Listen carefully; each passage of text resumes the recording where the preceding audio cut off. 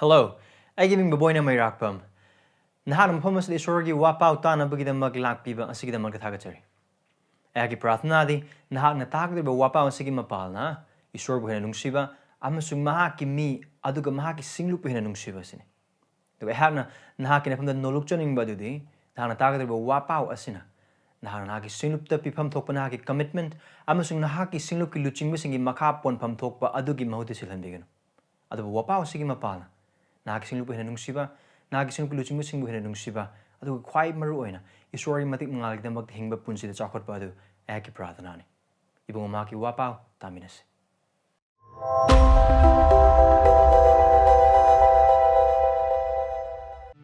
Isuri tagat siri mo ka na, asig mo tanza kita pinibigay na magta,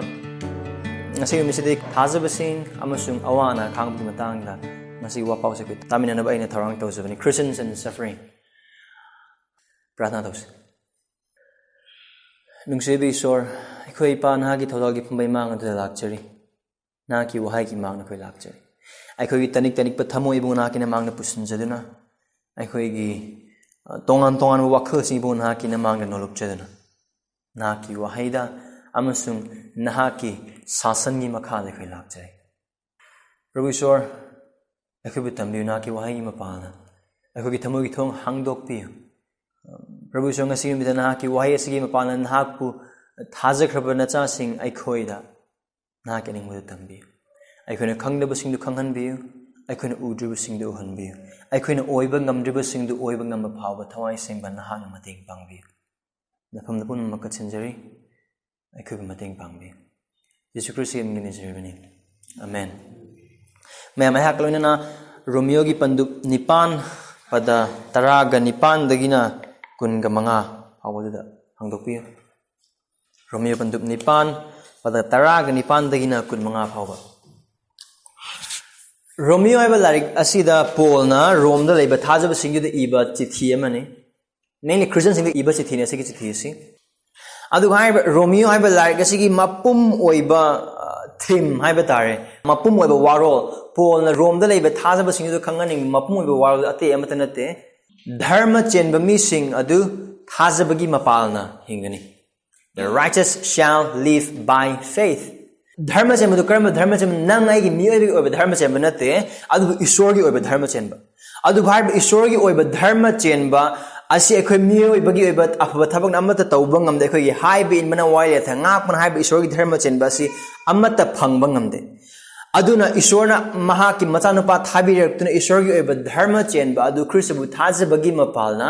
mahaku thajaba haibadi Kristna chaili singani gi mamangda papi singbu kananabgi damangda cross maka tawkhraba thabak maki balidan pap ki mahai pibagi balidan pap ki dandi lotion bagi balidan adu da thajabagi mapalna ishwargi dharma chenba adu thajaba mipum khudimakta phangba amasung haiba ishwargi dharma chenba adugi mapalna punsi hingba Hai basi Romeo hai balai kita yamna paksan na uba phangani aduna aigona ngasi paminagali ba jaga asigi hek mamang pada tara mari dagina pada taraga taret phawba asida Paul na karigumba khar hai aikhoi asi Jesu Christ bu thajabagi mapalna ibungo mahaka Jesu Christ ga saruk amata oiba Jesu Christ ga karihan inheritance amata oiba hai batar Ram Jesu Christ na mapang isorda abai pa hai na kaw ekhona verse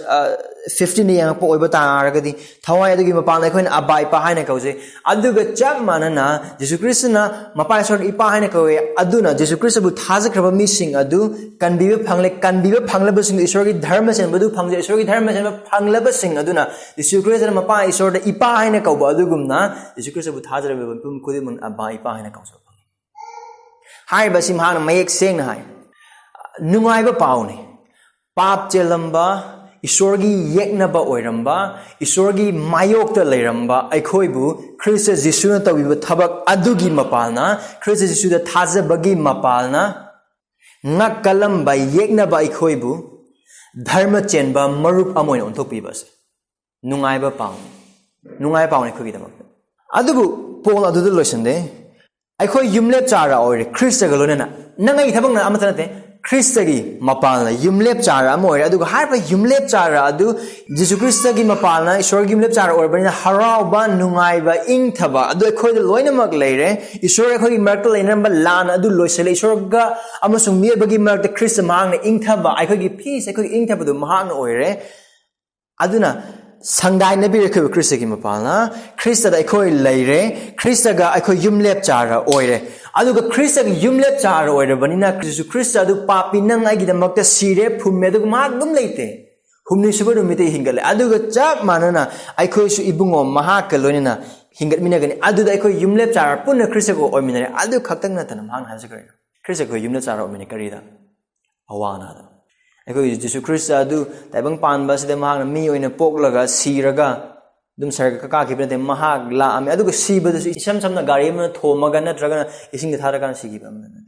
bokpa sansang dagi haruga cross mathak pawba awabana saruk oi ki ekhoi Krista Jesu ne aikana jasaya pa byangkai humdoi adu yeng matam da kaidawe he is a suffering servant awaba khangba ishwargi manaine ayuna Krista glorina mahaki hingbada yumlep chara oimina mahaka yumlep chara oimina ba ishwargi macha oiraba adu nungaiba singa thakna ishwargi dharma jenba phangba adu khakting tana maki awama singa Krista awaba khangki ba dugumna aikhoina su Krista glorina hingmina oirabanina awaba khangba se soide aduni bible tami besim khumsida adu pada 33 adu han Karmai hai aduga hojik aikhoi ishwargi macha sing oirabadi aikhoi yumlep chara su oire mahaka haibadi Jesu Krista glonana aikhoi matik mangal chauhanna ba aikhoina mahaki awa khangbada saruk phangminarabadi Ishwargi yumlep chara amasung aikhoi Krista glonana yumlep chara sing oire Jesu Krista du sir matun mapa Ishwar mapu ningdo jing ningtho prabhu singi prabhu na matik mangal yamna chahon ki aduga Krista busi asi wakal khanminase Jesu Krista haus mapa gi ye thangbada ningtho prabhu singi prabhu ina phamnuna pal here's the truth Mahaku thajakraba khudingmak singsu hojik mahakalana pale nang amasung aisu mahakalana pale adu ibungo mahagna mapa isona masan pa Jesu Krista adu matik mangagalana thangatpi matamda mahaku thajakraba amasung thajarakadu mi sing adusu adu saruk phangminaba sing oire aduna pada 33 asida oirakadu hojikti oiraba amasung oirakadu wal theology term sumana already but not yet we are already in Christ we are already reigning with Christ akoi Krista glorina leminare akoi Krista glorina panminare but not yet adubu panminagadu wal akoi minna sangsangna ugadu wali hakchang oina panminagadu wali thengba ngamba moongna panminagadu wali already but not yet oikraba adubu oirakadu por khudimaksing adugi mamangda polna verse 17 asi adugi anticipation ama adugi khawrangna yengba ama lei chahonanaba kari haina mahaklana mahakna aikhoibu matik mangal chahonanaba aduga higher anticipation adu mahakna kari haire adu tawba matamda aikhoi mahakka awa khangba thu saruk phangminagadu ni so aduna verse 18 dagi karam mongna oibedu bono amasung haiba awana khangba sing adu karam mongna aikhoina khangani amasung haiba awaba asi karino haibadagi matang aduna next ni polam pusa haiba kana ubu phangani verse 18 dagi maram de khona hoji awa khang liba asiga aikhoida phongdok pigedaba matik mangal aduga changdamnabada matik chade haina aina lawe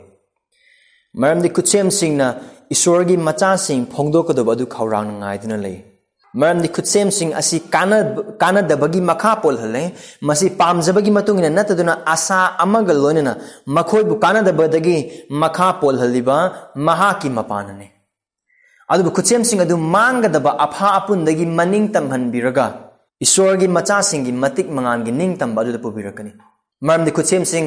pumna magna hojik phawba nawyek libing nupi amagumna naheduna leiri haiba aikhoina khangi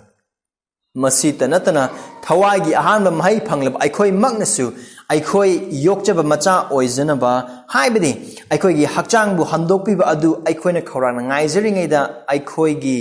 nungda naheri maram de aikhoi asa asida kanbire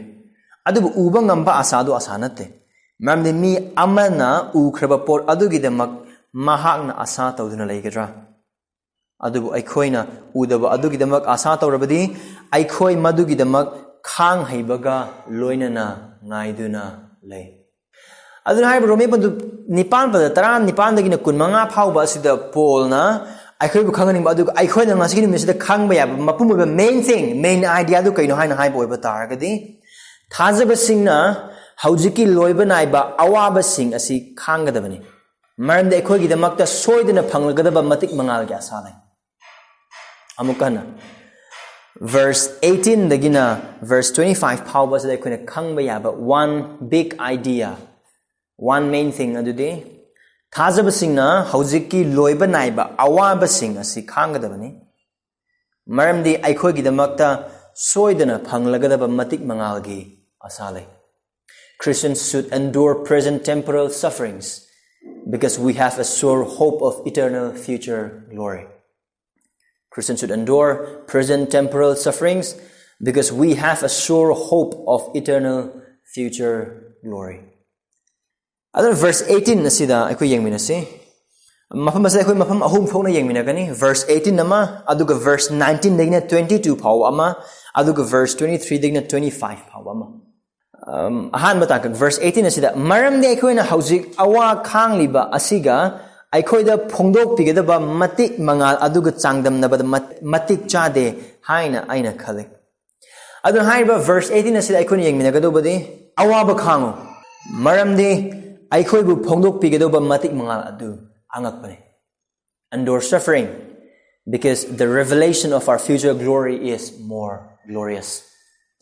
aduna mafam asida Paul haise karin hojik awaba khangliba aikoina hojik awaba khangliba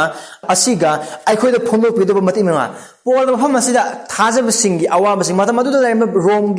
rom da leba thajaba sing adu makoi awaba khanangmani Jesus Christ gi mingi damakta tongan maongda adubu haiba khangliba awaba sing aduga Ishwarna machana pa Jesus Christ bu thajakraba mi sing aduda nongma natraga nongmadi soidna upigadoriba matik mangal the glory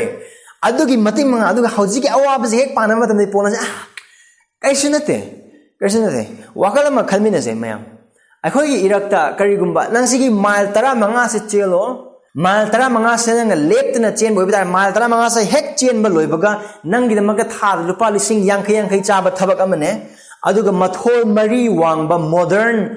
story building amane aduga Mercedes Benz ki family car amane aduga bullet amane pi gi haiba oiba taragadi mile 15 chelo de kana lai khoi mata lupa lising yankai chaba thabak chu tawdoraba soidana 4-story building well equipped bedroom dagi adagi light dagi hauraga ang pamong the bathroom dagi hauraga bathtub kitchen dagi modular fridge no loya laibagi kainta mathol laitraba and then Mercedes Benz ki achoba family car ama aduga tholo thojin gi matek maya chanabagi bullet ama adu phangbada laigadago nungai baduga mile 15 chen baga chilo kana lai khoi mar adubu mafam asida Paul na haiba asida adughi hena chawba adughi hena ningthiba adughi hena lengra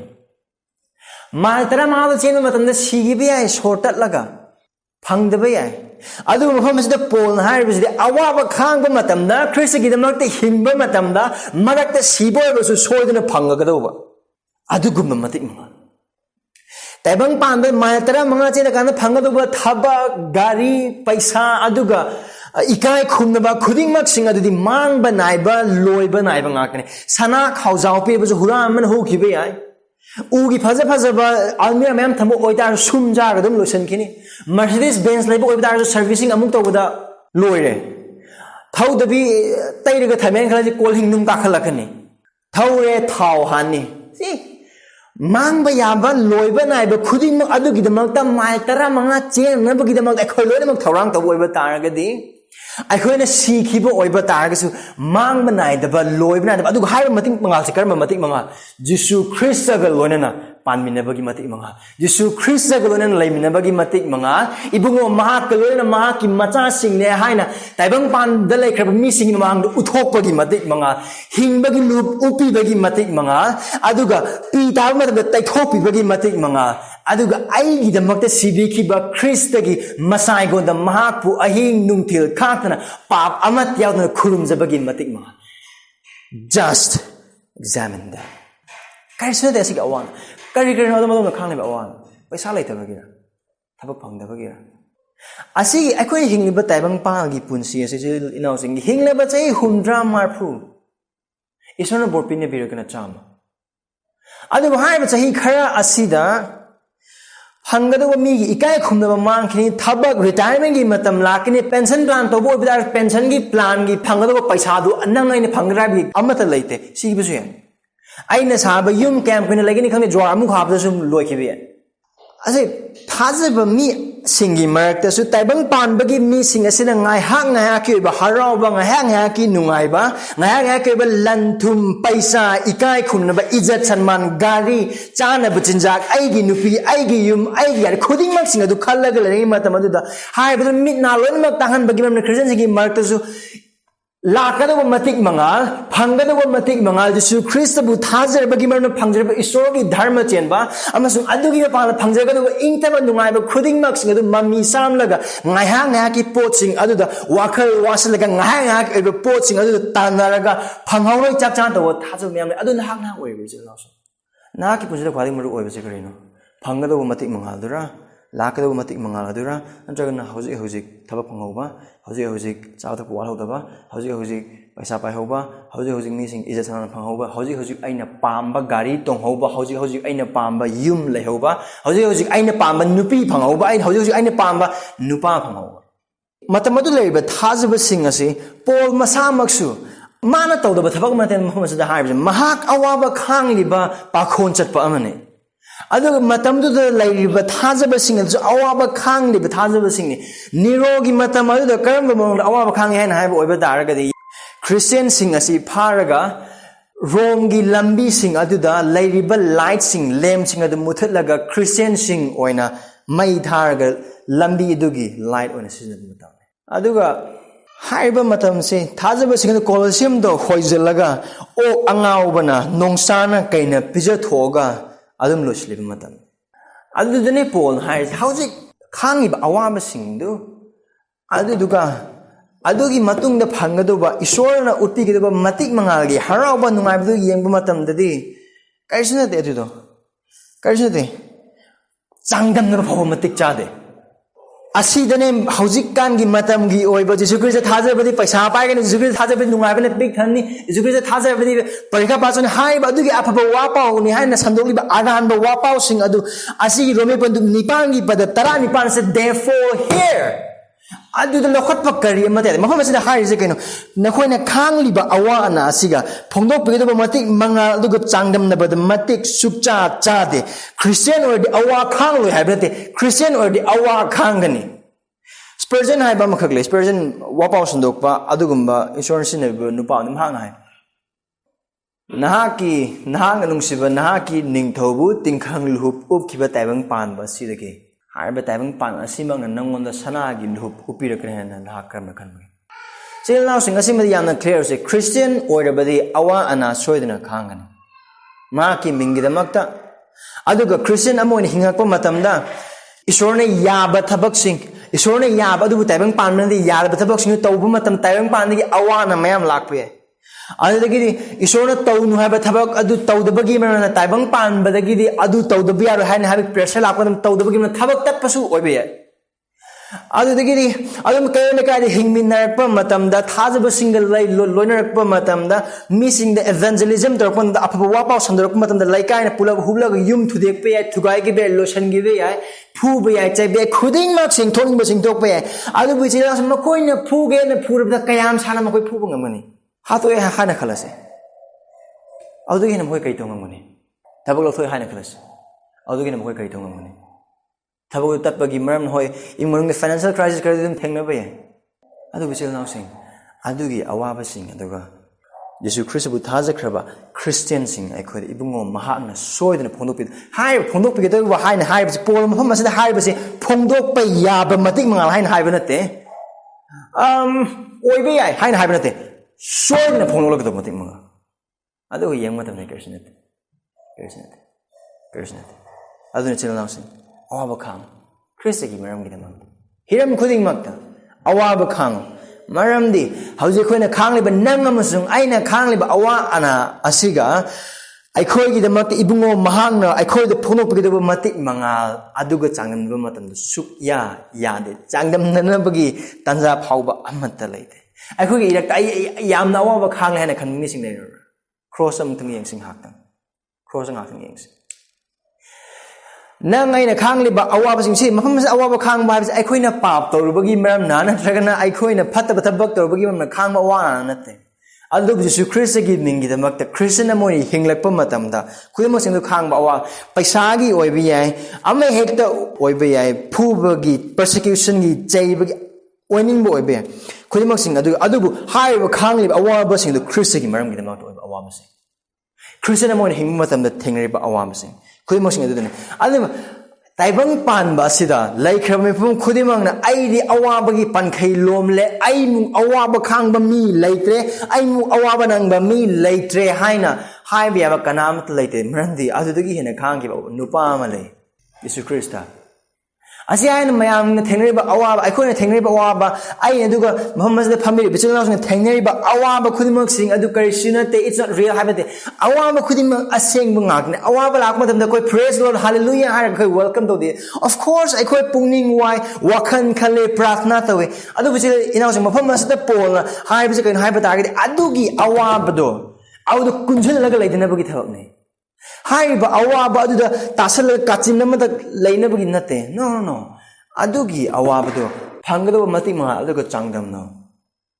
ꯑꯗꯨꯒ ꯌꯦꯡꯉꯛꯄ ꯃꯇꯝꯗ ꯑꯩꯈꯣꯏ ꯍꯔꯥꯎꯅꯕꯒꯤ ꯄꯦꯟꯊꯣꯛꯅꯕꯒꯤ ꯏꯁꯣꯔꯗ ꯉꯥꯖꯅꯕꯒꯤ ꯃꯔꯝ ꯃꯌꯥꯝ ꯂꯩ ꯑꯗꯨꯒꯤꯗꯃꯛꯇ ꯑꯗꯨꯅ ꯈ꯭ꯔꯣꯁꯇ ꯉꯥꯛꯇꯪ ꯌꯦꯡꯁꯤ ꯀꯔꯤꯒꯨꯝꯕ ꯑꯩꯈꯣꯏꯒꯤ ꯃꯔꯛꯇ ꯑꯩ ꯑꯋꯥꯕ ꯌꯥꯝ ꯈꯥꯡꯂꯦ ꯑꯩꯃꯨꯛ ꯑꯋꯥꯕ ꯈꯥꯡꯕ ꯂꯩꯇꯦ ꯍꯥꯏꯅ ꯈꯟꯕ ꯃꯤ ꯂꯩꯕ ꯑꯣꯏꯕ ꯇꯥꯔꯒꯗꯤ ꯁꯔꯒꯁꯦ ꯂꯣꯝꯕ ナꯏꯗꯕ ꯑꯣꯏꯍꯜꯂꯝꯕꯒꯤ ꯃꯔꯝꯁꯤ ꯀꯔꯤ ꯑꯣꯏꯔꯝꯒꯗꯧ ꯃꯥꯜꯂꯦ ꯑꯗꯨꯒ ꯅꯣꯔꯣꯛꯁꯦ ꯂꯣꯝꯕ ナꯏꯗꯕ ꯑꯣꯏꯔꯝꯕꯒꯤ ꯃꯔꯝ ꯀꯔꯤ ꯑꯣꯏꯔꯝꯒꯗꯧ ꯃꯥꯜꯂꯦ why hell is eternal and why heaven is eternal ꯍꯣꯏ ꯁꯝꯁꯨꯝ ꯍꯥꯏꯕ ꯑꯣꯏꯕ ꯇꯥꯔꯒꯗꯤ ꯅꯪ ꯑꯃꯁꯨꯡ ꯑꯩꯒꯤ ꯄꯥꯞꯅ ꯃꯔꯝ ꯑꯣꯏꯔꯒ ꯑꯩꯈꯣꯏꯅ ꯏꯁꯣꯔꯗꯒꯤ ꯐꯪꯕꯗ ꯃꯇꯤꯛ ꯆꯥꯕ ꯑꯁꯥꯎꯕꯁꯤꯡ ꯑꯗꯨ ꯂꯣꯝꯕ ꯅꯥꯏꯗꯕ ꯃꯇꯝ ꯐꯥꯎꯕꯅ ꯐꯥꯎꯕ ꯑꯣꯛꯂꯣꯏ ꯑꯗꯨꯒ ꯁꯔꯒ ꯂꯣꯝꯕ ꯅꯥꯏꯗꯕ ꯑꯣꯏꯔꯝꯕꯒꯤ ꯃꯔꯝꯗꯤ ꯖꯤꯁꯨ ꯈ꯭ꯔꯤꯁꯇꯕꯨ ꯊꯥꯖꯕꯒꯤ ꯃꯄꯥꯜꯅ ꯑꯩꯈꯣꯏꯅ ꯐꯪꯖꯔꯕ ꯑꯔꯥꯟꯈꯕ ꯑꯃꯁꯨꯡ ꯑꯐꯕ ꯋꯥꯄꯥꯎ ꯑꯁꯤꯒꯤ ꯃꯔꯝꯗ ꯑꯩꯈꯣꯏꯅ ꯏꯕꯨꯡꯉꯣ ꯃꯍꯥꯛꯄꯨ ꯊꯥꯒꯠꯆꯕ ꯑꯁꯤ ꯂꯣꯝꯕ ꯅꯥꯏꯗꯕ ꯑꯗꯨꯅ ꯃꯇꯝ ꯑꯗꯨꯅ ꯐꯥꯎꯕ ꯑꯣꯛꯂꯣꯏ ꯑꯗꯨꯕꯨ ꯈ꯭ꯔꯣꯁꯇ ꯋꯥꯈꯜ ꯇꯧꯁꯤ ꯅꯪ ꯑꯃꯁꯨꯡ ꯑꯩꯅ ꯑꯩꯈꯣꯏꯒꯤ ꯄꯥꯞ ꯑꯗꯨꯅ ꯃꯔꯝ ꯑꯣꯏꯔꯒ ꯏꯁꯣꯔꯗꯒꯤ ꯐꯪꯕꯗ ꯃꯇꯤꯛ ꯆꯥꯕ ꯂꯣꯝꯕ ꯅꯥꯏꯗꯕ ꯐꯥꯎꯕꯗ ꯂꯣꯏꯔꯔꯣꯏꯗꯕ ꯏꯁꯣꯔꯒꯤ ꯑꯁꯥꯎꯕ ꯑꯗꯨ ꯌꯤꯁꯨ ꯈ꯭ꯔꯤꯁꯇꯅ ꯈ꯭ꯔꯣꯁ ꯃꯊꯛ ꯑꯗꯨꯗ ꯄꯨꯡ 3ꯗ ꯄꯨꯂꯞ ꯊꯛꯑꯒ ꯄꯨꯂꯞ ꯂꯣꯏꯁꯤꯜꯂꯒ ꯂꯣꯏ ꯍꯥꯏꯅ ꯍꯥꯏꯈꯤꯕꯅꯤ He drank it all. ꯍꯧꯕꯗꯒꯤꯅ ꯂꯣꯏꯕ ꯐꯥꯎꯕ paid in full ꯃꯄꯨꯝꯗ ꯃꯍꯥꯛꯅ ꯄꯤꯈ꯭ꯔꯦ ꯅꯪ ꯑꯃꯁꯨꯡ ꯑꯩꯅ ꯂꯣꯝꯕ ꯅꯥꯏꯗꯅ ꯅꯣꯔꯣꯛꯇ ꯂꯩꯔꯒ ꯐꯥꯎꯕꯗ ꯄꯤꯕ ꯉꯝꯂꯣꯏꯗꯕ ꯄꯥꯞꯀꯤ ꯃꯃꯜ ꯄꯥꯞꯀꯤ ꯑꯇꯧꯃꯜ ꯑꯗꯨ ꯈ꯭ꯔꯤꯁꯇꯅ ꯈ꯭ꯔꯣꯁ ꯃꯊꯛꯇ ꯄꯨꯡ 3 ꯐꯥꯎ ꯑꯗꯨꯒꯤ ꯃꯅꯨꯡꯗ ꯂꯣꯏꯅꯃꯛ ꯂꯣꯏꯁꯤꯟꯈꯤ ꯑꯗꯨꯒꯤ ꯑꯋꯥꯕꯗꯨ ꯆꯥꯡ ꯌꯦꯡꯉꯒ ꯌꯦꯡꯁꯤ ꯅꯪ ꯑꯩꯒꯤ ꯑꯋꯥꯕꯁꯤꯡ ꯃꯇꯤꯛ ꯃꯉꯥꯒꯤ ꯐꯣꯡꯗꯣꯛꯀꯗꯕ ꯃꯇꯤꯛ ꯃꯉꯥꯒꯤ ꯋꯥꯔꯤꯁꯤꯡ ꯉꯥꯏꯍꯥꯛ ꯊꯝꯈꯤꯁꯦ ꯌꯤꯁꯨ ꯈ꯭ꯔꯤꯁꯇꯅ ꯅꯪ ꯑꯩꯒꯤꯗꯃꯛꯇ ꯈ꯭ꯔꯣꯁ ꯃꯊꯛꯇ ꯈꯥꯡꯈꯤꯕ ꯑꯋꯥꯕ ꯑꯗꯨꯒ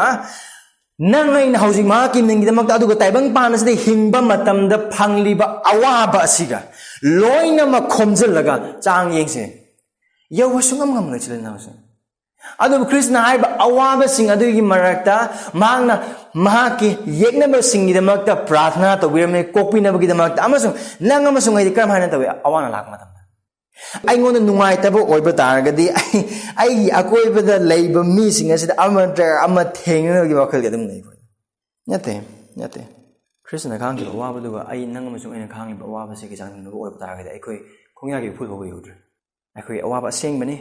ꯑꯩꯈꯣꯏꯅ ꯈꯥꯡꯂꯤꯕ ꯊꯦꯡꯅꯔꯤꯕ ꯁꯃꯁ꯭ꯌꯥ ꯈꯨꯗꯤꯡꯃꯛ ꯑꯋꯣꯏꯕꯅꯤ ꯑꯗꯨꯕꯨ ꯏꯆꯤꯜ-ꯏꯅꯥꯎꯁꯤꯡ ꯍꯥꯏꯔꯤꯕ ꯑꯋꯥ ꯑꯅꯥ ꯑꯗꯨꯗ ꯄꯨꯔꯥ ꯀꯔꯤ ꯍꯥꯏꯒꯅꯤ ꯁꯣꯟꯖꯜꯂꯒ ꯁꯣꯟꯗꯝ ꯅꯥꯟꯗꯝꯕ ꯑꯃ ꯑꯣꯏꯅ ꯑꯣꯔꯁꯦ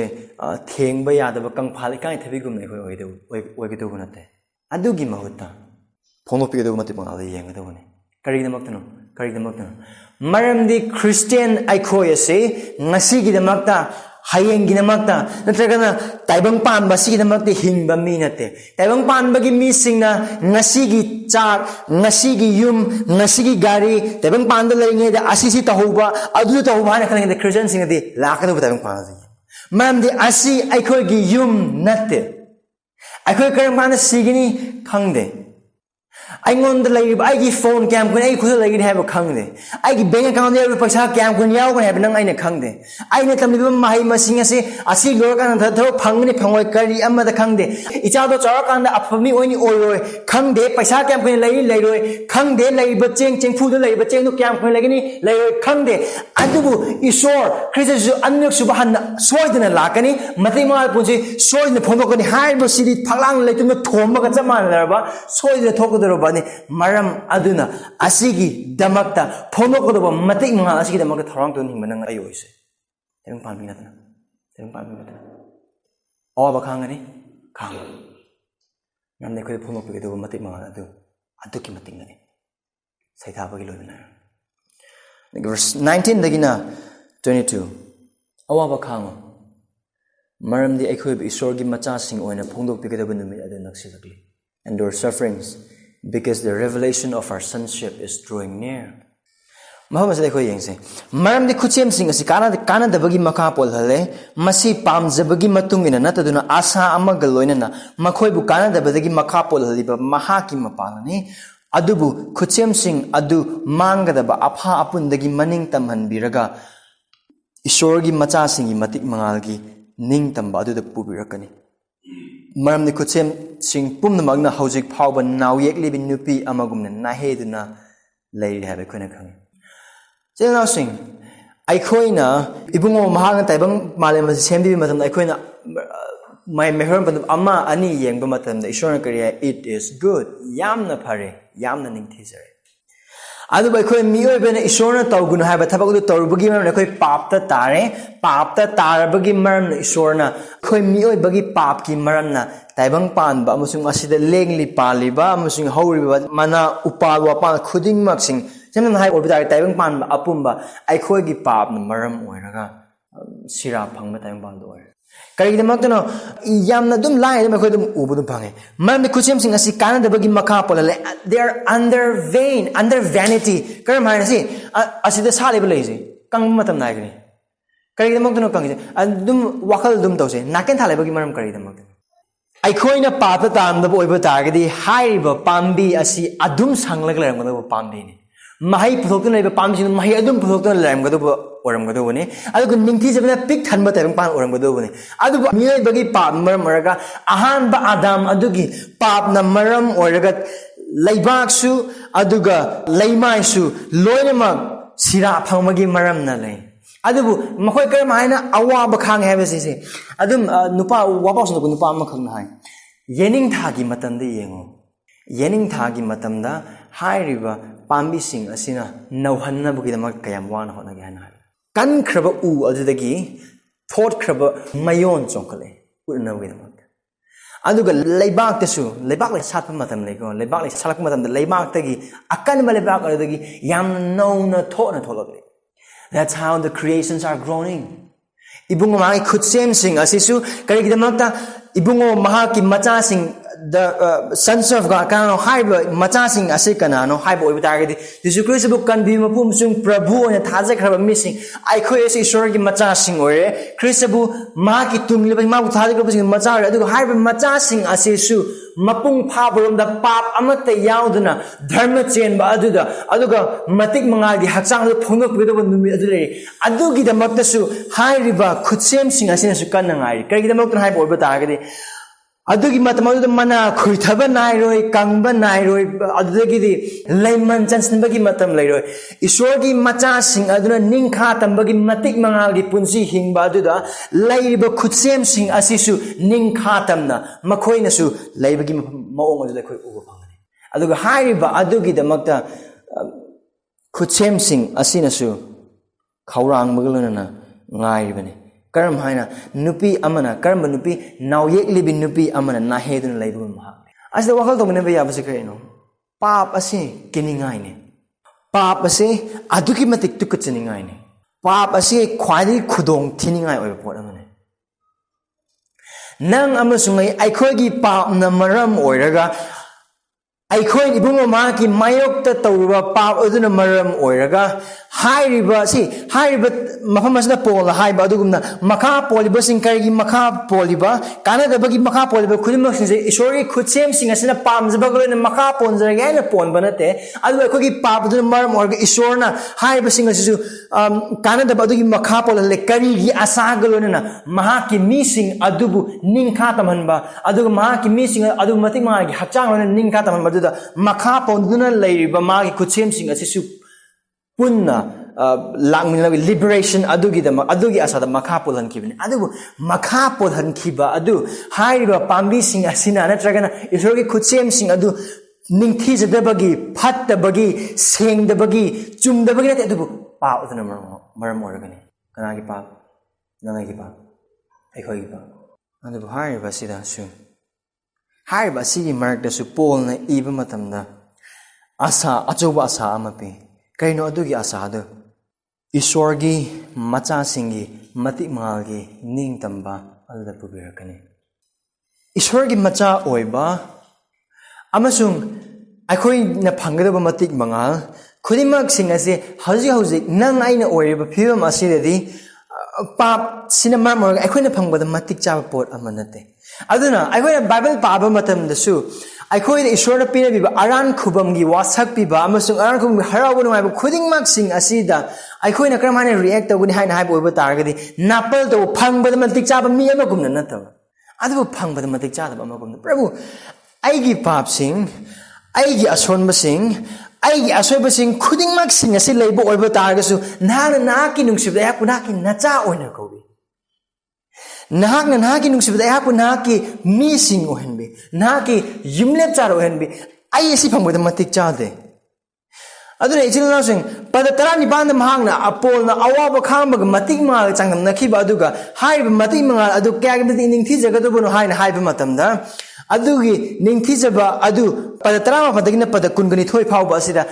ning thi jaba adu aikho yodringai mamangda Tabang pan basa ibu mana semi keraba kutsem sing asik ning thi jaga do ba amasung makhoi na lagi do mong ning thi jaga do ba phajaga do ba al pungning hu ga do khoimak sing aduda pon masa khoi da utle asidagi horaga akhon ye yemina pya basa karino akhoi sori masa macha sing ne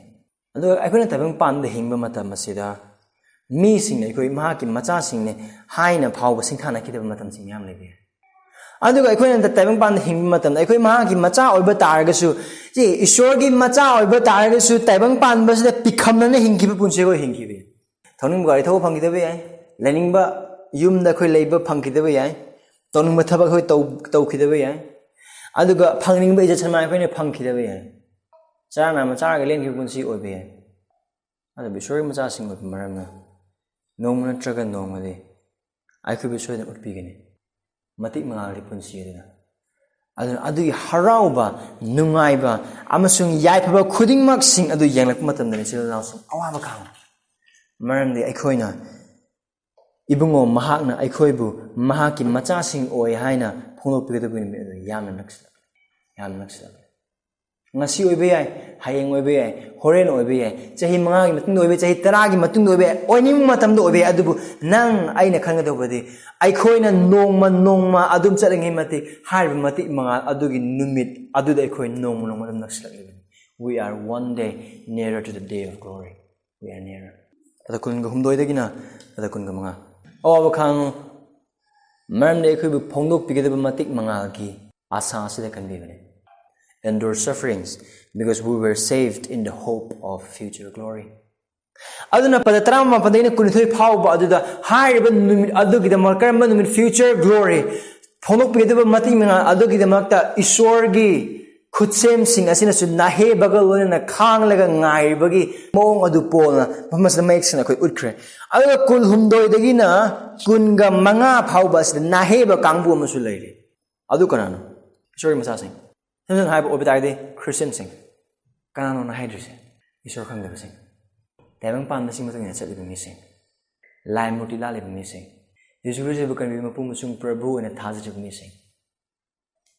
Masita natana thawagi ahan ba mahay panglaba ay koy magnasu.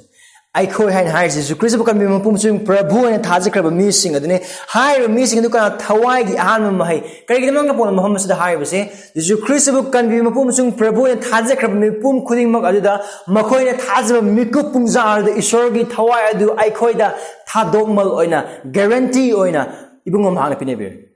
ꯂꯦꯝꯅ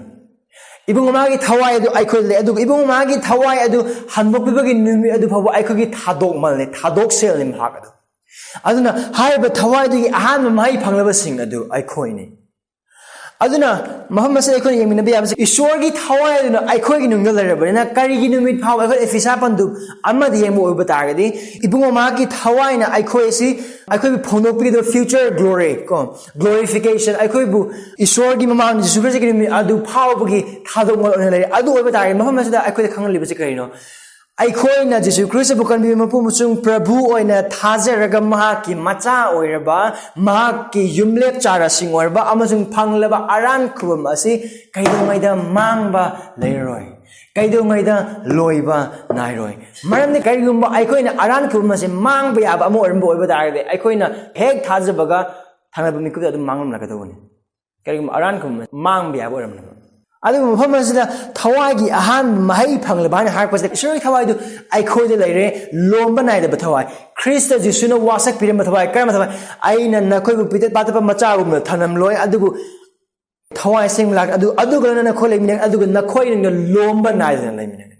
ꯀꯅꯥꯒꯨꯝꯕ ꯈꯔꯅꯗꯤ ꯍꯥꯏꯔꯤꯕ ꯄꯤꯇꯠ ꯄꯥꯇꯞꯄ ꯃꯆꯥꯁꯤꯡ ꯊꯝꯂꯣꯏ ꯍꯥꯏꯅ ꯍꯥꯏꯕ ꯑꯗꯨ Jesus Christ ꯊꯥꯖꯕ ꯑꯣꯏꯕ ꯇꯥꯔꯒꯗꯤ ꯆꯔꯥ ꯍꯦꯜꯂꯣꯏ ꯖꯤꯁꯨ ꯈ꯭ꯔꯤꯁꯇ ꯊꯥꯖꯕ ꯑꯣꯏꯕ ꯇꯥꯔꯒꯗꯤ ꯅꯨꯡꯉꯥꯏꯒꯅꯤ ꯍꯥꯏꯅ ꯍꯥꯏꯕ ꯚꯔꯁ ꯑꯗꯨ ꯁꯤꯖꯤꯟꯅꯩ ꯅꯠꯇꯦ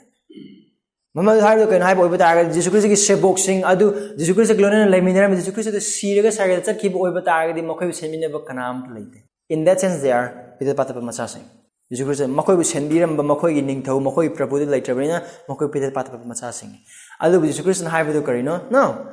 ꯑꯩ ꯆꯠꯈ꯭ꯔꯕꯁꯨ ꯑꯩꯒꯤ ꯃꯍꯨꯠꯇ ꯂꯥꯛꯀꯅꯤ ꯊꯋꯥꯏ ꯁꯦꯡꯕ ꯂꯥꯛꯀꯅꯤ ꯅꯈꯣꯏ ꯄꯤꯇꯠ ꯄꯥꯇꯞꯄ ꯃꯆꯥꯒꯨꯝꯅ ꯁꯨꯡꯑꯣꯏ ꯑꯣꯏꯔꯣꯏ ꯃꯍꯥꯛ ꯅꯈꯣꯏꯒꯤ ꯅꯨꯡꯗ ꯂꯩꯒꯅꯤ ꯀꯔꯝꯕ ꯃꯇꯝꯗꯨ ꯐꯥꯎꯕ ꯆꯍꯤ 5 ꯅꯠꯇꯦ 10 ꯅꯠꯇꯦ ꯅꯈꯣꯏꯅ ꯑꯐꯕ ꯊꯕꯛ ꯇꯧꯔꯤꯕ ꯃꯈꯩ ꯅꯠꯇꯦ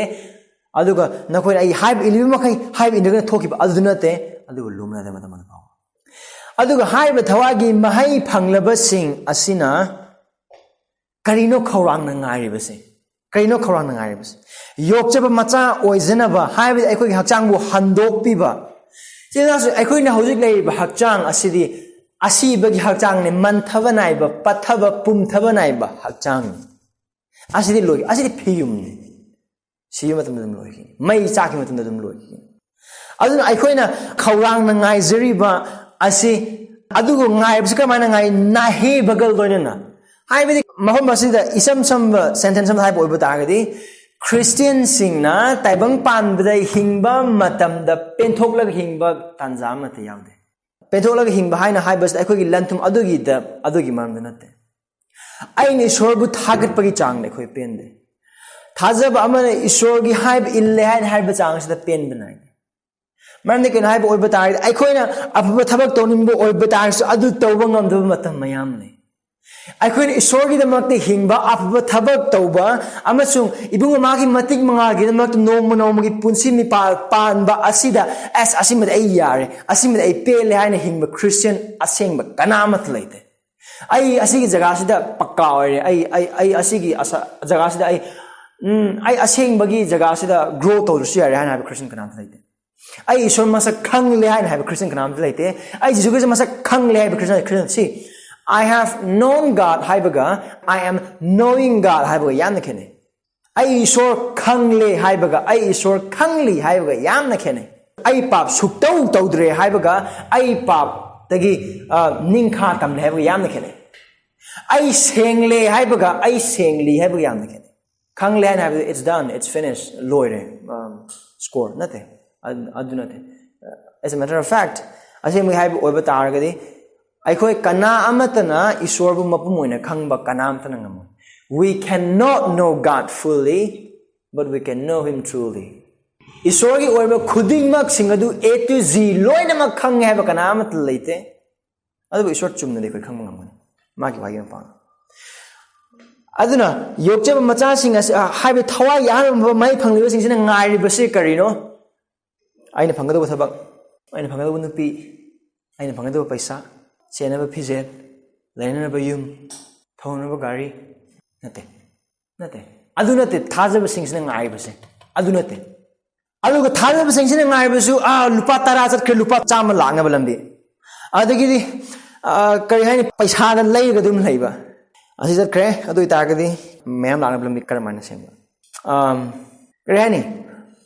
ꯑꯩꯈꯣꯏꯒꯤ ꯄꯨꯟꯁꯤ ꯑꯁꯤ ꯇꯥꯏꯕꯪ ꯄꯥꯟꯕ ꯑꯁꯤꯅ ꯀꯣꯏꯁꯜꯂꯒ ꯍꯤꯡꯕ ꯑꯗꯨ ꯈ꯭ꯔꯤꯁꯇꯤꯌꯟꯁꯤꯡꯒꯤ ꯄꯨꯟꯁꯤ ꯑꯁꯤ ꯇꯥꯏꯕꯪ ꯄꯥꯟꯕ ꯑꯁꯤꯅ ꯀꯣꯏꯁꯜꯂꯒ ꯄꯨꯡ 14나 ꯑꯗꯨꯒ ꯆꯍꯤ ꯈꯔ ꯑꯗꯨꯅ ꯀꯣꯏꯁꯜꯂꯒ ꯑꯗꯨꯒ ꯍꯥꯏꯔꯤꯕꯁꯤꯡ ꯑꯩꯈꯣꯏꯒꯤ ꯃꯤꯠꯅ ꯎꯕ ꯐꯪꯕ ꯖꯒꯥꯁꯤꯡ ꯑꯗꯨꯅ ꯑꯩꯈꯣꯏꯒꯤ ꯊꯃꯣꯏꯅ ꯄꯥꯝꯕ ꯈꯨꯗꯤꯡꯃꯛꯁꯤꯡ ꯑꯗꯨꯅ ꯀꯣꯏꯁꯜꯂꯒ ꯂꯩꯒꯗꯕ ꯈ꯭ꯔꯤꯁꯇꯤꯌꯟꯒꯤ ꯄꯨꯟꯁꯤ ꯅꯠꯇꯦ ꯑꯁꯦꯡꯕ ꯊꯥꯖꯕꯁꯤꯡ ꯑꯗꯨꯅ ꯈꯧꯔꯥꯡꯅꯉꯥꯏ ꯀꯔꯤꯅꯣ ꯄꯩꯁꯥ ꯅꯠꯇꯦ ꯏꯀꯥꯏ ꯈꯨꯝꯅꯕ ꯅꯠꯇꯦ ꯒꯥꯔꯤ ꯐꯖꯕ ꯇꯣꯡꯕ ꯅꯠꯇꯦ ꯊꯕꯛ ꯐꯪꯕ ꯅꯠꯇꯦ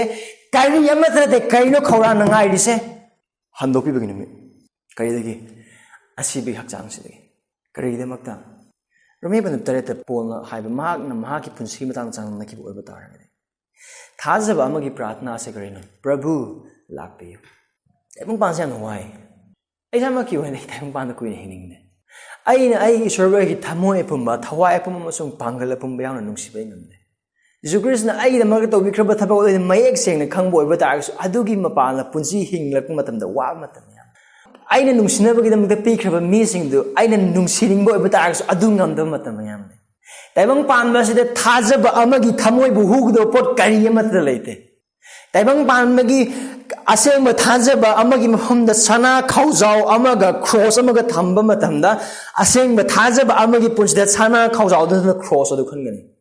ꯆꯦꯅꯥꯎꯁꯤꯡ ꯑꯁꯤꯗꯤ ꯊꯥꯖꯕ ꯑꯃꯒꯤ ꯄ꯭ꯔꯥꯔꯊꯅꯥꯁꯦ ꯄ꯭ꯔꯚꯨ ꯑꯩꯕꯨ ꯏꯅꯥꯛ ꯈꯨꯜꯍꯟꯕꯤꯌꯨ ꯄ꯭ꯔꯚꯨ ꯑꯩꯕꯨ ꯄꯩꯁꯥ ꯄꯥꯏꯍꯟꯕꯤꯌꯨ ꯄ꯭ꯔꯚꯨ ꯑꯩꯕꯨ ꯊꯕꯛ ꯐꯪꯍꯟꯕꯤꯌꯨ ꯄ꯭ꯔꯚꯨ ꯑꯩꯕꯨ ꯅꯨꯄꯤ ꯐꯖꯕ ꯑꯃ ꯄꯤꯕꯤꯌꯨ ꯄ꯭ꯔꯚꯨ ꯑꯩꯕꯨ ꯑꯁꯤꯒꯤ ꯑꯩꯅ ꯄꯥꯝꯂꯤꯕ ꯌꯨꯝꯁꯦ ꯑꯁꯤ ꯐꯪꯍꯟꯕꯤꯌꯨ ꯄ꯭ꯔꯚꯨ ꯑꯩꯕꯨ ꯊꯥꯗ ꯂꯨꯄꯥ ꯀ꯭ꯔꯣꯔ ꯂꯥꯛꯄ ꯌꯥꯅꯕ ꯂꯝꯕꯤ ꯑꯗꯨ ꯊꯥꯖꯕ ꯑꯃꯒꯤ ꯄ꯭ꯔꯥꯔꯊꯅꯥ ꯅꯠꯇꯦ ꯊꯥꯖꯕ ꯑꯃꯒꯤ ꯄ꯭ꯔꯥꯔꯊꯅꯥꯗꯤ ꯄ꯭ꯔꯚꯨ ꯅꯍꯥꯛ ꯂꯥꯛꯄꯤꯌꯨ ꯄ꯭ꯔꯚꯨ ꯑꯩꯍꯥꯛ ꯂꯧꯁꯤꯟꯕꯤꯌꯨ ꯄ꯭ꯔꯚꯨ ꯑꯩꯍꯥꯛ ꯅꯍꯥꯛꯀꯤ ꯅꯁꯥꯏꯒꯣꯟꯗ ꯊꯝꯕꯤꯌꯨ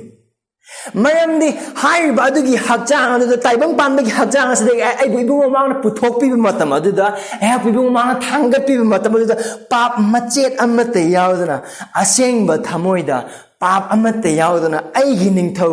ꯑꯩꯒꯤ ꯄ꯭ꯔꯚꯨ ꯑꯗꯨꯕꯨ ꯏꯃꯤꯠꯃꯛꯅ ꯎꯖꯗꯨꯅ ꯑꯩꯒꯤ ꯊꯃꯣꯏ ꯑꯄꯨꯝꯕ ꯊꯋꯥꯏ ꯑꯄꯨꯝꯕ ꯑꯃꯁꯨꯡ ꯄꯥꯡꯒꯜ ꯑꯄꯨꯝꯕ ꯌꯥꯎꯅ ꯅꯨꯡꯁꯤꯒꯗꯧꯕꯅꯤ ꯑꯗꯨꯒ ꯑꯗꯨꯒꯤ ꯃꯄꯥꯟ ꯃꯍꯥꯛꯄꯨ ꯊꯥꯒꯠꯆꯕꯒꯤ ꯄꯨꯟꯁꯤ ꯑꯗꯨ ꯐꯪꯒꯅꯤ ꯑꯗꯨꯗꯒꯤ ꯍꯦꯟꯅ ꯌꯥꯏꯐꯕ ꯑꯗꯨꯗꯒꯤ ꯍꯦꯟꯅ ꯈꯧꯔꯥꯡꯕ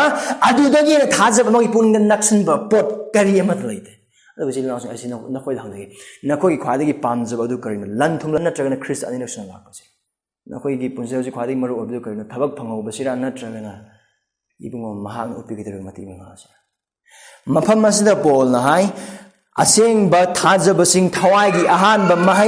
mahai phanglaba aikoi mangasu aikoi yokchaba macha ojana bahai badi aikoi gi hakchang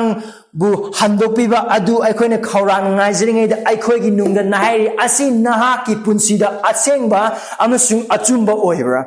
romeo pandum nipan gi pada kun ghumlo asi naha ki punsibu describe third verse amar nangi mitmang leba pot adu karino na ki thamoi da khwai nak na leba pot adu karino da kun mari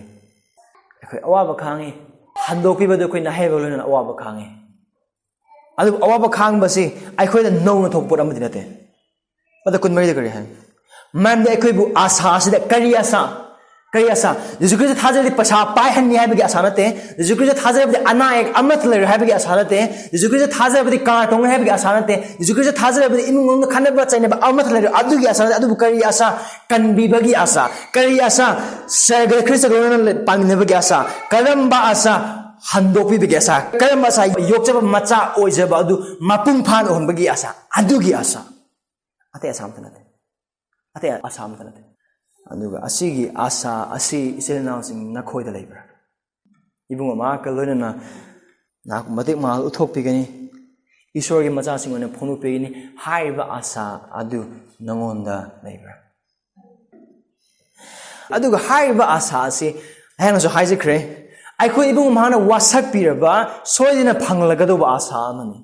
haiba asa asi thengba yadaba sokpa yadaba khudingmak amatta natte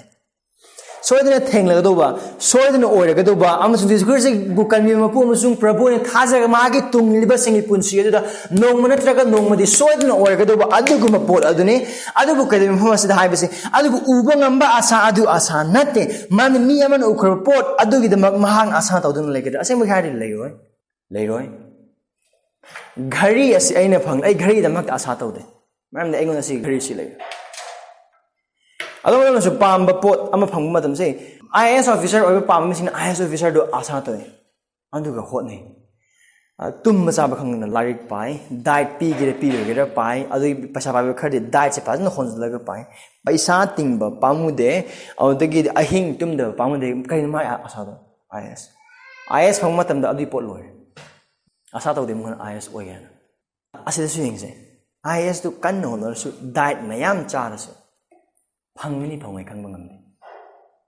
adubu mafam masida isorgi wahina hairiba thajakraba khudingmak sing adubu aikogi hakchangbu handokpebagi numit amasung yokchaba macha nupa oina aikhibu uthokpigedaba numit adu aikoi gyasana adubu hairiba asa adu mami samiba othokpa ya yade nataba adubu soido tholagadaba asa amane aduna adugi damakta hairiba siri chinanaw sing awa ana khanglabasu khudingmak sing oibasu hinga ponsi moongdo hingba oiba targasu maong gi awaba kamarum khang but I see now sing jello. Kang awabado. Punging hantabalagino.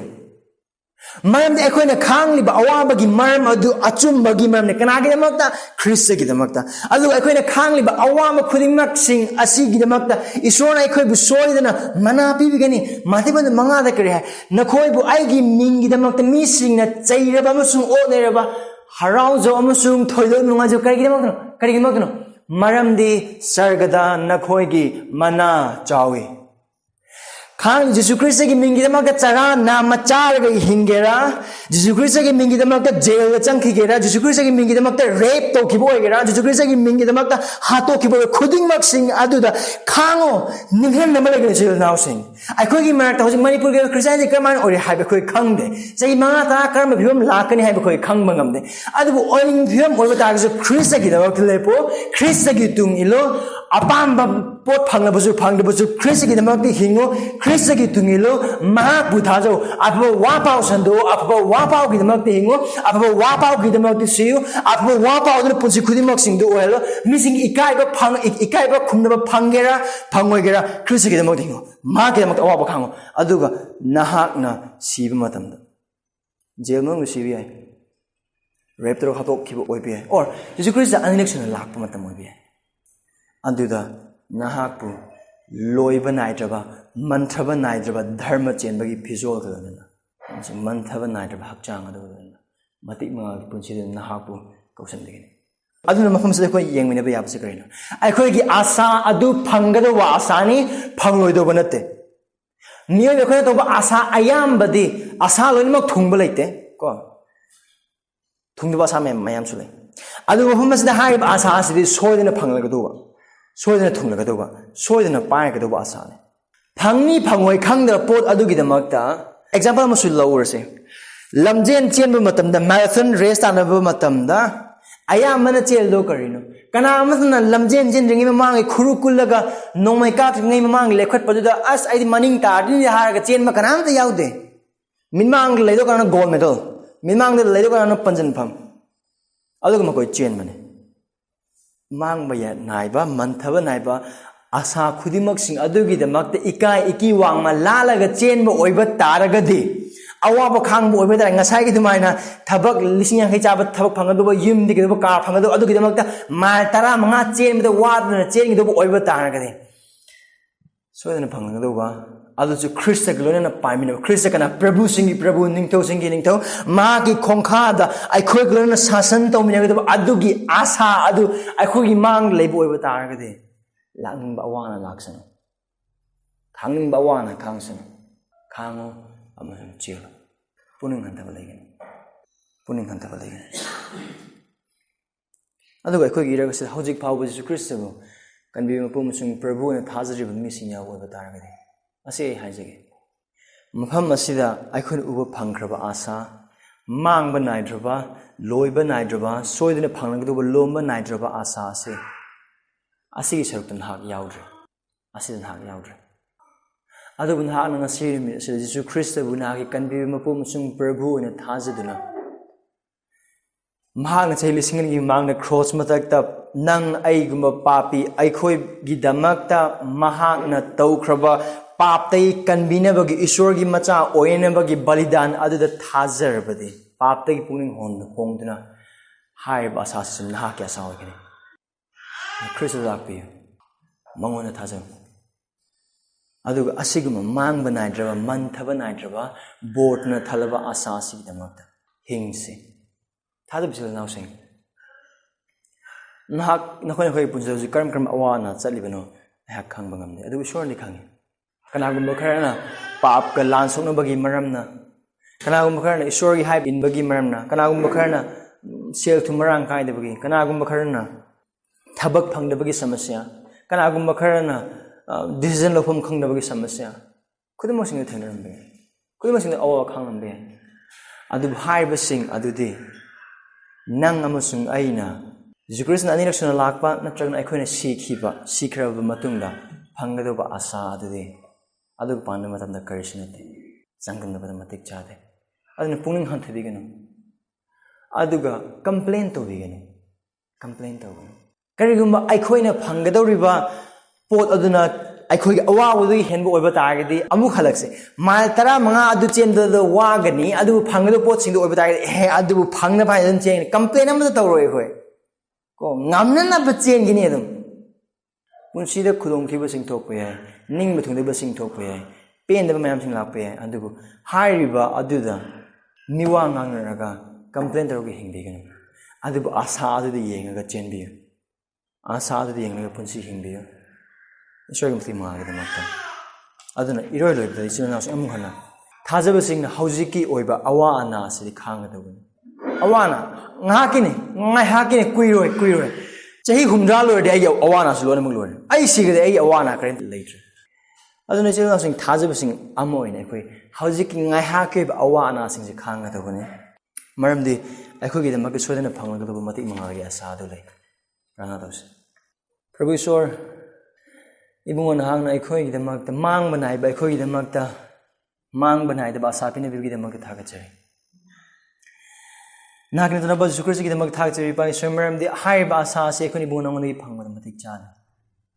aikoi bungon ngoni phangba matik cha ba na ki asaw ba no ro ni adu ibungon hang na ki nungsi ba na ki na chana pa Jesu Christ adu bu chai lising ni mang na aikoi gi damak ta bi rakuna aikoi ni hingbang ngoni ba dharma sin gi punsi aikoi gi maut pe hingduna Siraga Pumlaga Numit Subda Hingaduna Mahaku Papa Bun Hung Tazbagi Mapani Pasher, Aikoi Bu Ibungo, Nahang and Nahaki, Nachasing, Naki Yumlep Chara, Amasung Nahaki Imung, the Ikubkosan Biduni Pasher, Mang Banai, Draba Loy Banai, the Matik Magi, Asapini Bibani Pasher. I'm saying I have a Probosi Asigi Mangal, the Kuipunsi Hing Hanbi. Prabhu taibang panbagi ngahaki ba awa ba ngahaki ba ning batung de ba ngahaki ba pen da basni paiso nahang na pinabir ba asa asi bu mamhan bigino ipaiso ekhoi pen thok pa na cha sing oina buidamak pi paisor awa na sing adu de yengsilaga ninda tarok leibagi mot ibungo nahak na pinabir ba lomna de ba asa adu da khawrang na ngai jabuglen na kebul hen Prabhu khagi marakta papu yang lauba amasing ipaiso taibang pan ba se yumgumna khallaga taibang pan bidamak ti hingliba missing yabu oiba targadi paiso na ki wahi ki mapan le paiso ma khoi bu tumba de hongdokte Prabhu Ishwar taibang pan ba sing ngai hakini loi banai si banai aduga ipaiso maru oibadi ipa lomana de punsi have ibon han hongdokpidina taibang pan bagidamak tamasung taibang pan ba stre pot sing asigidamak ti hingba punsi na tani paiso naha ki mingidamak ta na ki apa wa pau gidamak tamasung lakadri bana ki ning thau le ba adugidamak ti hingza mi ang ibon han ohin tawasing mana mating pangbi Nungsi Ishwar hui marakta laiba ipana pu thajrab mi sing su lai Prabhu makhoi bu kanbi Prabhu haiba lomba naidraba yai pharba asa asida makhoi bu ibungan hana kanbi akhib kanbi ba sigum Prabhu Ishwar asigi ibungana ki wahai ase khoi punsida hinghanbi adu asigi mapana khoi punsi hinghanbi thawai sengba thabuk subi Jesu Christ ni jigani Amen